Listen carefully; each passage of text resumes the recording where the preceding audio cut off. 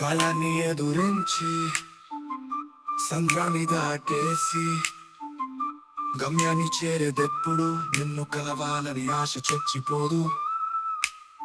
నీపైన ప్రేమ తుది శ్వాస విడిచే వరకు కరిగిపోదు. సముద్రాన్ని దాటి నిన్ను చేరే రోజు కోసం ఆకాశంలో చుక్కల మిగిలిపోనా. ఎంత ఆశపడ్డా మిగిలేది కోరికేనా. ఏదైనా చేసి నిన్ను అందుకోవాలని ఉంది, కానీ నా మార్గం నిన్ను అందుకునే అంత దగ్గరగా లేదు.